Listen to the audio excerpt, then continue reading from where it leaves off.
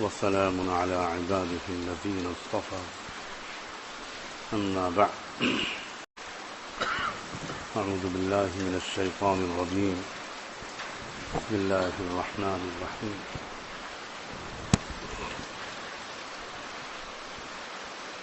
قد أفلح المؤمنون الذين هم في صلاتهم خاشعون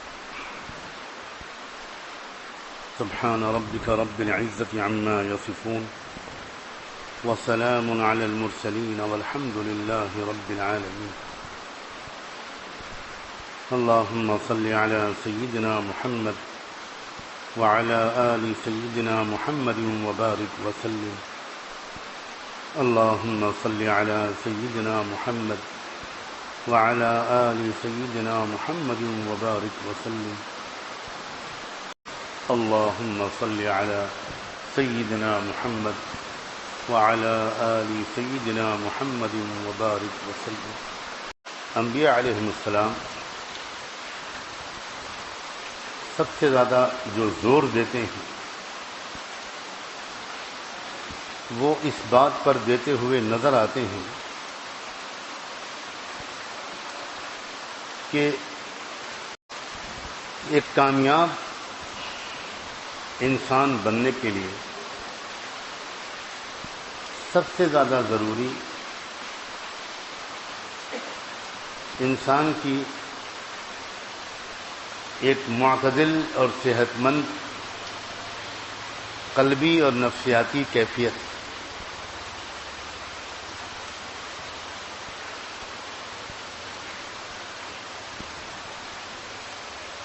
کوئی بھی شعبہ ہو، زندگی کا کوئی بھی شعبہ، جب آپ انبیاء علیہ السلام کی رہنمائی کی طرف دیکھیں گے تو اس میں آپ کو یہ بات بہت اہمیت کے ساتھ نظر آئے گی کہ وہ ہر شعبے میں کامیابی کے لیے ایمان اور عمل صالح کو ضروری قرار دیں.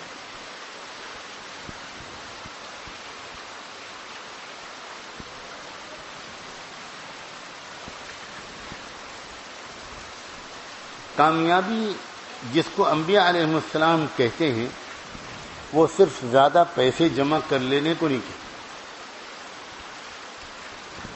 اچھا مکان بنا لینے کو نہیں کہتے، بلکہ کامیابی کا ایک مجموعی تصور ہوتا ہے انبیاء علیہ السلام کے نزدیک، اور اس میں سب سے زیادہ زور اس بات پر ہوتا ہے کہ انسان اچھا انسان بنے، مالدار انسان بنے یہ نہیں ہوتا، اس لیے کہ سب دنیا کے انسان برابر کے مالدار نہیں بن پائیں گے. اس لیے انہوں نے کامیابی کا معیار یہ قرار نہیں دیا، بلکہ یہ قرار دیا کہ تم جو ہو، جس حال میں زندگی گزارو، اس میں صحیح انداز سے زندگی گزارو. اگر تمہارے پاس مال کم ہے تب بھی تمہاری قلبی کیفیت ٹھیک ہوگی تو تم غربت کے باوجود کامیاب ہو، اور اگر تمہارے پاس مال زیادہ ہے اور اس میں بھی تمہاری قلبی اور نفسیاتی کیفیت ٹھیک ہوگی تب بھی تم کامیاب ہو. تو زیادہ زور جو دیا جاتا ہے انبیاء علیہ السلام کے یہاں وہ اس پر دیا جاتا ہے کہ اپنے دل کی کیفیت کو ٹھیک بناؤ، اس پر بھرپور توجہ دو، اور ٹھیک قلبی کیفیت کے ساتھ تم جس میدان میں اترو گے کامیاب بنو. اگر تمہاری قلبی کیفیت اچھی ہے تو تم بہت کامیاب شوہر بنو گے، کامیاب باپ بنو گے، کامیاب استاد بنو گے، کامیاب تاجر بنو گے. لیکن اگر تمہاری قلبی کیفیت خراب ہے تو تم جس میدان میں اترو گے تم اس میدان میں کامیاب نہیں ہوگے. مختلف پہلوؤں سے تم کو دنیا میں ناکامی کا منہ دیکھنا پڑے گا. ابھی ہم نے تعلیم میں بچوں کی تعلیم و تربیت کے ضمن میں اس بات پر ایک تاکید سنی کہ بچوں کو ذرا سی غلطی پر مارنا نہیں شروع کر دینا چاہیے. اگر ہم غور کریں تو یہ انسان باپ ہو یا استاد وہ جو بچوں کو مارنے لگتا ہے وہ دراصل بچوں کی تربیت کے لیے ضروری سمجھ کر نہیں مارتا, غصے میں آ کر مارنا شروع کر دیتا. یعنی اس کا اندر کا غصہ ہوتا ہے وہ, اور اس کا مطلب یہ ہے کہ وہ ایک معتدل تندرست قلبی کیفیت سے محروم ہے. اس کی قلبی کیفیت پر غصے کا غلبہ ہے, غصے میں آ کے وہ مارنا شروع کر. اب پتہ چلا کہ استاد کے لیے بھی صحیح تندرست قلبی کیفیت کا ہونا ضروری ہے, تبھی وہ اچھا استاد بن پائے گا. جتنا زیادہ اس کی قلبی کیفیت صحیح ہوگی اتنا ہی کامیاب استاد. اسی لیے اللہ کے رسول صلی اللہ علیہ وسلم نے یہ ارشاد فرمایا کہ لیس الشدید بالسرعہ, بہادر آدمی تم میں وہ نہیں ہے جو دوسرے کو شکست دے دے, پچھاڑ دے. بہادر وہ ہے جو غصے کے وقت اپنے آپ کو قابو میں کرے, روک لے, کنٹرول کرے. یہ جو ایک کیفیت ہے جس کی وجہ سے انسان اپنے اندر ابھرنے والے جذبے کو روک لیتا ہے اور سوچ سمجھ کر کوئی قدم اٹھاتا ہے, ایسا انسان یہ اپنے میدان میں کامیاب ہوتا ہے. اور اس سے اس بات کا پتہ چلا کہ ان قلبی کیفیات اور باطنی صفات کا پھل صرف مرنے کے بعد ہی نہیں ملے گا, اس کا نتیجہ دنیا میں بھی ظاہر ہوتا ہے. اگر قلبی کیفیت صحیح ہے تو اچھا نتیجہ برآمد ہوگا, اگر قلبی کیفیت مریض ہے تو برا نتیجہ برآمد. یہاں بھی اور پھر یہیں کا یہاں یہ جو شروعات ہوئی ہے دنیا کے اندر اس قلبی کیفیت کے نتیجے کے ظاہر ہونے کا, یہی تسلسل مرنے کے بعد آگے جاری رہتا ہے. کیونکہ یہ ساری کیفیت نفس کی ہوتی ہے اور سزا بھی انسان کو اصل میں نفس پر ملتی ہے. یہاں بھی جو سزا انسان کو ملتی ہے اگر غور کیا جائے تو اصل سزا وہ ہوتی ہے جو ایک ذلت یا کوف یا حسرت یا غم یا مختلف قسم کی غیر معتدل نفسیاتی کیفیتوں کی شکل میں ملتی ہے. یعنی اس کے اوپر ایک غم مسلط کر دیا جاتا ہے تو یہ بھی تو قلبی کیفیت ہے, اس کے اوپر ایک خوف مسلط کر دیا جاتا ہے یہ بھی ایک قلبی کیفیت ہے, اس کے اوپر فقر مسلط کر دیا جاتا ہے یہ بھی ایک قلبی کیفیت. آپ اشارے کو سمجھ رہے ہو میرے؟ بظاہر جسمانی تکلیفیں جو انسان کو پہنچتی ہیں وہ بھی مقصود نہیں ہوتی, مقصود تو ہوتا ہے اس کے وہ اندر ایک اذیت کا احساس, ایک عجیب طرح کی حسرت. اور جب اللہ تعالیٰ کسی سے خوش ہوتے ہیں تو اس کے بھی جو انعام دیتے ہیں وہ انعام بھی اس کے قلبی کیفیت کی طرف متوجہ ہوتا ہے. اطمینان قلب یہ بہت بڑی نعمت ہے اللہ کی. یا ایتھا النفس المطمئنہ, تو قلبی کیفیت کا مطمئن ہونا یہ ایک بہت بڑی نعمت ہے اللہ تعالیٰ کی، بہت بڑی نعمت ہے صحیح نفسیاتی کیفیت کا ملنا. اسی لیے ہر جگہ پر اللہ تعالیٰ نے فلاح کو جو وابستہ کیا ہے وہ قلبی کیفیت کے ساتھ وابستہ. قد افلح المؤمنون، یہ ایمان قلبی کیفیت کا نام ہے، صرف عقیدوں کا نام نہیں ہے، یہ قلبی کیفیت کا نام ہے. اور پھر آگے جتنی بھی آپ دیکھیں اگر صفات بیان کی ہیں المؤمنون کی، وہ سب وہ ہیں کہ جن صفات کا اصل جو ظہور ہوتا ہے وہ انسان کے قلب پر اور قلب سے ہوتا ہے. گھوم پھر کر بات وہی آتی ہے، مضمون بالکل ایک ہے، چاہے وہ الگ الگ روزانہ الگ الگ اندازوں سے پیش کیا جائے، بات وہی ہے.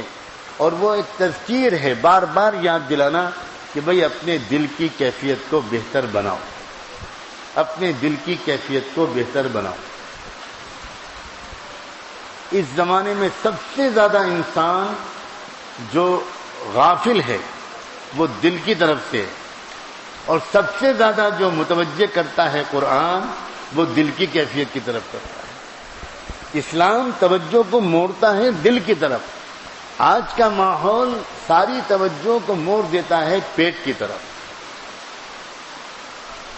فیصلہ تیرے ہاتھ میں ہے، دل یا شکم. کہنے والا کہہ گیا کہ بس اسی پر سب کچھ ڈیپینڈ کرتا ہے کہ تمہاری تمام تر توجہ کا مرکز کیا بنتا ہے، تمہارا دل بنتا ہے یا تمہارا پیٹ بنتا ہے. اس زمانے کے اندر اپنے دل کو واقعی توجہ کا مرکز بنا لینے والا انسان بہت قیمتی اللہ کو لگتا ہوگا.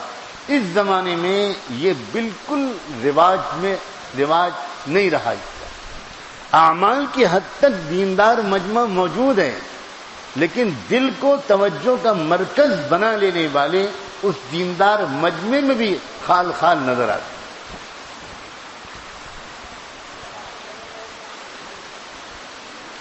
اور جب انسان اپنے دل کو توجہ کا مرکز بناتا ہے تو دوسروں کے عیب نہیں اس کو نظر آتے، اس کا ذوق بدل جاتا ہے. پھر ہر آدمی کی خوبیاں اس کو نظر آتی ہیں، اور اس کی وجہ سے وہ بہت آسانی کے ساتھ ایک جماعت بن کر کام کرتا ہے، بہت خوشی کے ساتھ سب کے ساتھ گھل مل کر. اور آپس میں واقعی محبت ہوتی ہے ایک دوسرے سے، لیکن یہ صرف اس کو ہوتی ہے واقعی جس کی نظر اس کے اپنے دل پر پڑنے لگے، مرکوز ہو جائے اس کی توجہ اس کے اپنے دل کی طرف. دن میں کئی بار وہ اپنے دل کو جھانک کر دیکھے، اس کو اس کی ایک مستقل فکر ہو جائے کہ میرے دل کا کیا حال ہے. جیسے شوگر کا مریض وہ ہر وقت چوکنا رہتا ہے کہ میری شوگر کا کیا حال ہے. اور آج کل تو لوگ صبح شام شوگر چیک کرتے ہیں، کسی ڈاکٹر کے پاس جانے کی بھی ضرورت نہیں. اس کو ہر وقت احساس ہے اس بات کا، میں نے دوپہر میں فلاں چیز کھائی تھی تو اب اس سے میری کتنی شوگر بڑی ہوگی. ایک باشعور آدمی وہ بڑی نظر رکھتا ہے ان باتوں کو. اس لیے انسان جس کو یہ احساس ہو جاتا ہے کہ میرے دل کا کیا حال ہے، وہ 4 جملے کسی کے ساتھ بولتا ہے، بیٹھ کے باتیں کرتا ہے. اس کے بعد اس کو احساس ہوتا ہے کہ اس وقت میں نے جو بات فلاں کہہ دی میرے دل پر اس کا برا اثر پڑ گیا، اب میں تلافی کروں، میں کچھ اللہ سے لو لگاؤں، معافی مانگوں، کچھ اللہ تعالیٰ سے کا ذکر کروں، قرآن کی تلاوت کروں، کچھ کروں تاکہ میرا دل صاف ہو. یعنی مسلسل دل پر ایک نظر رکھنے کی عادت یہ انسان کو بہت بہت آگے بڑھاتی ہے، بہت آگے بڑھاتی.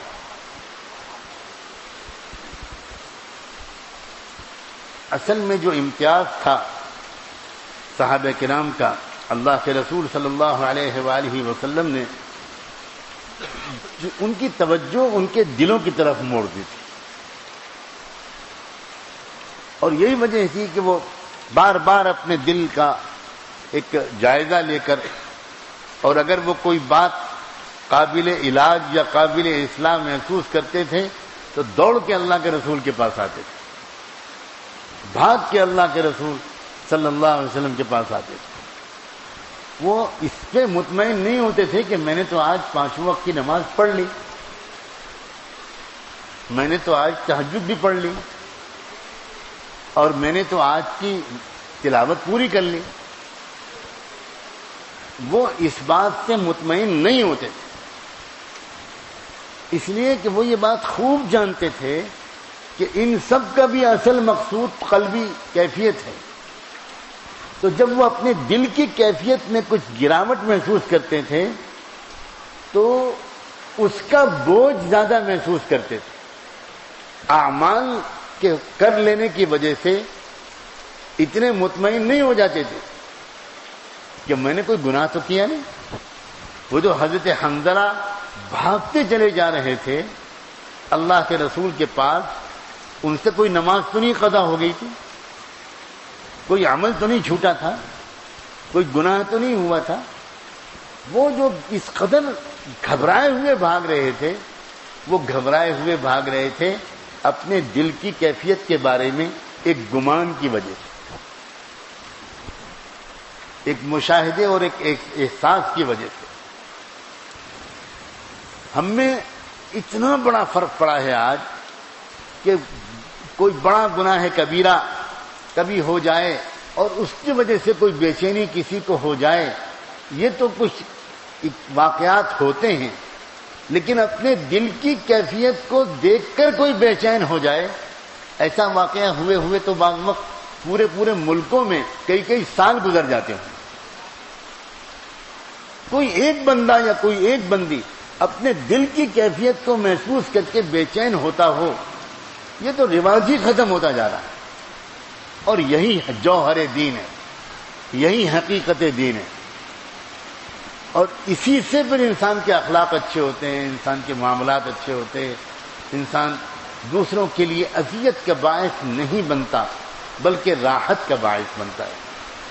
اللہ تبارک و تعالی ہم سب کو بھائی اس جانب ذرا صحیح ڈھنگ سے توجہ کی توفیق، صحیح ڈھنگ سے ہر شخص اہمیت کے ساتھ اس کو دیکھے کہ میرا دل کا کیا حال ہے، میرے دل میں قناعت ہے، میرے دل میں طمع اور حرص تو نہیں ہے، میرے دل میں تواضع ہے، تکبر تو نہیں ہے، میرے دل میں سخاوت ہے، بخل تو نہیں ہے، میرے دل میں حیا ہے، بے حیائی تو نہیں ہے، میرے دل کے اندر دوسروں کی خیر خواہی کا جذبہ بھی ہے، خود غرضی تو نہیں ہے۔ اس اعتبار سے کوئی اپنا جائزہ لے گا تو شاید ہی اپنے دل کو وہ نارمل اور تندرست پائے۔ بہت سی کمزوریاں ہم اپنے دل کی دریافت کر لیں گے اور پھر اس کے بعد اس کے علاج کی فکر کریں گے۔ بڑی مشکل یہ ہے کہ ہم اپنے دل کو جھانک کر دیکھتے ہی نہیں۔ اپنے دل کو ٹٹولنا، اپنے دل کا جائزہ لینا، میرے دل کے اندر یہ بات ہے، میرے دل کے اندر یہ بات تو نہیں ہے۔ آپ سب جو پسندیدہ دل کی کیفیات ہیں ان کو خود جانتے ہیں، اس کے لیے کسی کتاب کی بھی ضرورت نہیں، خود جانتے ہیں کہ دل کی کون سی کیفیت پسند ہے اور دل کی کون سی کیفیت معیوب ہے۔ ہر شخص اگر اپنے دل کی کیفیت کو برابر دیکھتا رہے اور اس کو بہتر بنانے کی ہر ممکن سنجیدہ کوشش کرتا رہے، بہت نفع اٹھائے گا۔ چپ کے خاموشی کے ساتھ وہ بہتر ہوتا چلا جائے گا، اور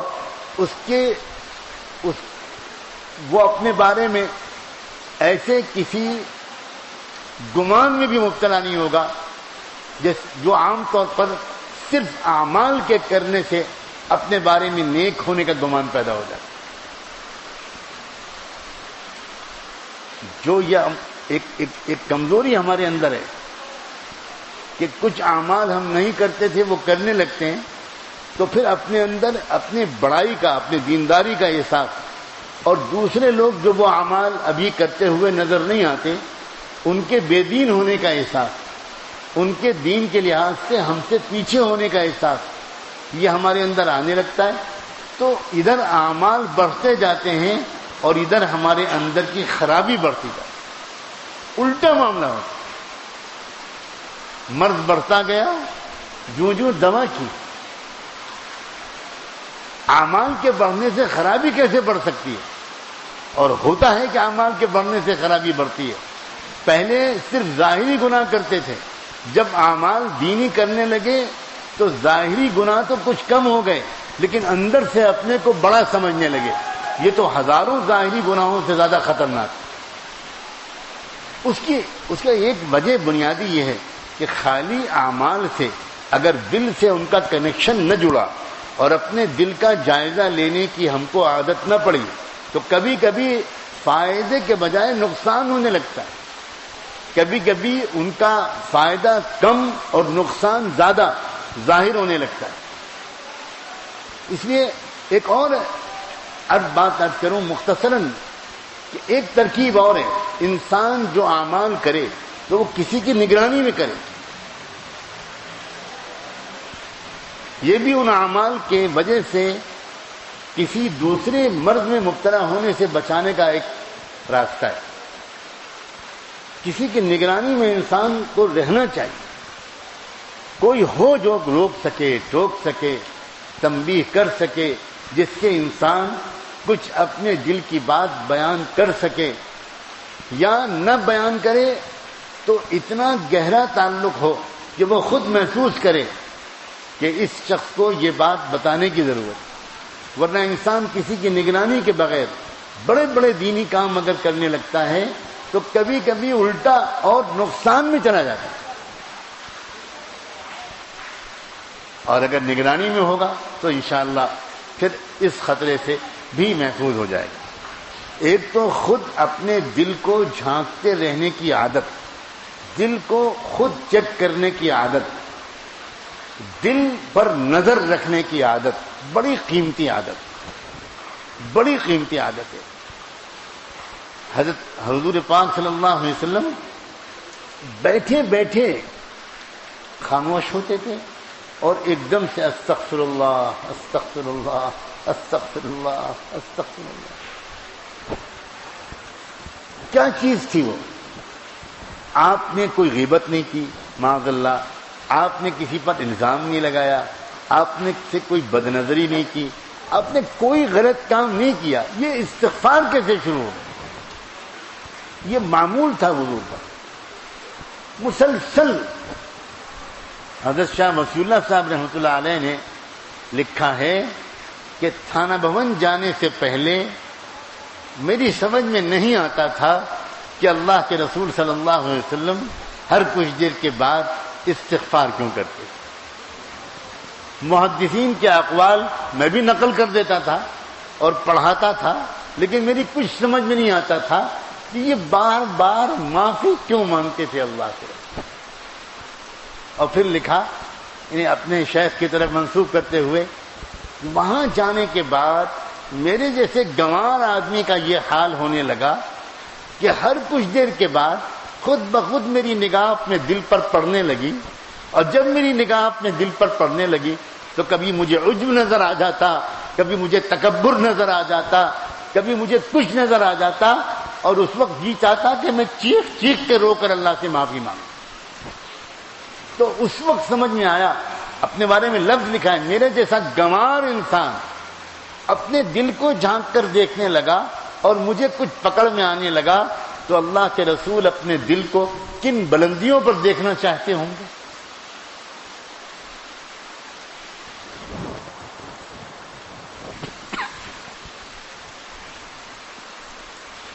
کیونکہ اللہ کی عظمت، اللہ تعالیٰ کے وراء الورا ہونا، اللہ تعالیٰ کی عظمت ہر لمحے ان پر کھلتی چلی جاتی تھی۔ کل یوم ہوا فی شان، وہ عجب کیفیت تھی قلب محمدی کی جس کو سمجھنا بھی ہمارے اور آپ کے بس کی بات۔ ہر آن ہر لمحے اللہ تعالیٰ کی عظمت کے نئے مقامات ان کے قلب پر کھلتے ہوں گے، اور وہ اس کو محسوس کر کے یہ اعتراف کرتے ہوں گے کہ اللہ میں آپ کو ابھی تک پہچان نہ سکا، مجھے معاف کر۔ بہرحال اللہ تبارک و تعالی ہم سب کو اپنی اپنی بساط کے مطابق اپنے دل پر نظر رکھنے کی ایک عادت ڈلوا دے، عادت پڑ جائے ہماری، اور دوسرے یہ کہ ہم کسی کی نگرانی قبول کریں، کوئی بات پرس کرے، کوئی روکے ٹوکے، کوئی محاسبہ کرے، کوئی ہو ہمارا ایسا نگراں جس کے سامنے ہم یہ سمجھیں کہ بھئی ہمارا خیر خواہ بھی ہے، ہمارا نگراں اور رہبر بھی ہے۔ اللہ تعالیٰ ان فطری تدبیروں کو اختیار کرنے کی توفیق دے کہ اس کے بغیر دل کی بیماریوں کا علاج بہت مشکل ہے، اور بیمار دل لے کر اگر اللہ کے پاس چلے گئے تو چاہے ظاہری اعمال کا جتنا بڑا ذخیرہ ہو، بہت خطرے۔ بیمار دل اگر اللہ کے پاس چلے گئے تو یہ بڑی خطرناک صورتحال ہے۔ اصل معاملہ فیصلہ اللہ تعالیٰ کی طرف سے ہوگا، وہ مقدار اعمال پر نہیں ہوگا، وہ کیفیت قلبی پر ہوگا۔ وہ مقدار اعمال پر صرف بھروسہ کرنا یہ ذرا شرمندہ کرنے والی چیز ہے۔ اس لیے یہ دیکھنا، اب ایک آدمی صرف اسی پر خوش ہے کہ اس نے آج 7 روٹی کھا لی، حالانکہ وہ اس کا جزو بدن بنی کہ نہیں بنی، بدن کا حصہ بنا کہ نہیں بنا وہ کھانا جو اس نے کھایا۔ اب بعض وقت انسان کو ایسی بیماری لگ جاتی ہے کہ آدمی کھاتا تو اچھا خاصا ہے لیکن بدن کو لگتا نہیں، تو وہ صرف اس سے مطمئن رہے کہ میں کھاتا تو ہوں، تو آہستہ آہستہ وہ موت کے قریب ہوتا چلا جائے گا۔ اس لیے صرف اعمال کی مقدار کو گن کر ہم اگر مطمئن ہو جائیں اور یہ نہ دیکھیں کہ ان اعمال کے اثرات ہمارے دل پر پڑ رہے ہیں کہ نہیں۔ خلاصہ کلام بس یہی ہے، اپنی ذات سے بھی اور آپ سب سے بھی، کہ بس اپنے دل پر نظر رکھنے کی عادت ڈالیں۔ دل ہے اصل مسئلہ، سارا دار و مدار دل پر ہے۔ جتنی اچھی کیفیت دل کی ہوگی اتنے اچھے اعمال ہوں گے، اتنے اچھے اخلاق ہوں گے، اور جتنی مقدر کیفیت دل کی ہوگی، جتنا تقدر دل پر ہر وقت چھایا رہے گا، وہی تقدر ہمارے اخلاق اور اعمال سے چھلکے گا۔ اللہ تبارک و تعالی اپنے کرم سے ہمیں اپنے دلوں کی نگرانی کی توفیق عطا فرمائے۔ اللہم صلی علی سیدنا محمد وعلی آل سیدنا محمد وبارک وسلم۔ اللہ اپنے کرم سے ہمارے دلوں کو ٹھیک کر دیجیے۔ اللہ ہمارے دلوں کو بدل دیجیے، ہمارے دلوں کو درست کر دیجیے۔ اللہ ہمیں اپنے دلوں کی فکر کی توفیق عطا فرمائے، اپنے دلوں کو درست کرنے کی، ان کو بہتر بنانے کی اللہ تدبیر اختیار کرنے کی توفیق عطا فرمائے۔ سستی، کاہلی، پست ہمتی اور ٹال مٹول سے اللہ ہم سب کی حفاظت فرما۔ اللہ نشاط اور چستی نصیب فرما۔ اللہ اپنے دلوں کی طرف ہم سب کو بار بار دیکھتے رہنے کی عادت ڈلوا دیجیے۔ اللہ اس غفلت سے پیچھا چھڑا دیجیے، اللہ اس غفلت سے پیچھا چھڑا دیجیے۔ اللہ دوڑتی بھاگتی اس مصروف زندگی میں پھنس کر ہم اپنے دل کی طرف سے بڑے غافل ہو گئے ہیں۔ اللہ کچھ ایسا سلیقہ اللہ زندگی گزارنے کا سکھا دیجیے کہ تمام ضروری کاموں کے کرتے ہوئے ہم اپنے دل کو بھی روزانہ غسل دیں، چمکائیں، دل کے دھبوں کو مٹائیں، دل کو دھبوں سے بچائیں۔ اللہ زندگی گزارنے کا ایسا سلیقہ ہمیں سکھا دیجیے۔ اللہ اپنے کرم سے ہماری ٹوٹی پھوٹی دعاؤں کو قبول فرما لیجیے۔ وصلی اللہ تعالی علی خیر خلقہ سیدنا محمد وعلی آلہ وصحبہ اجمعین برحمتک یا ارحم الراحمین۔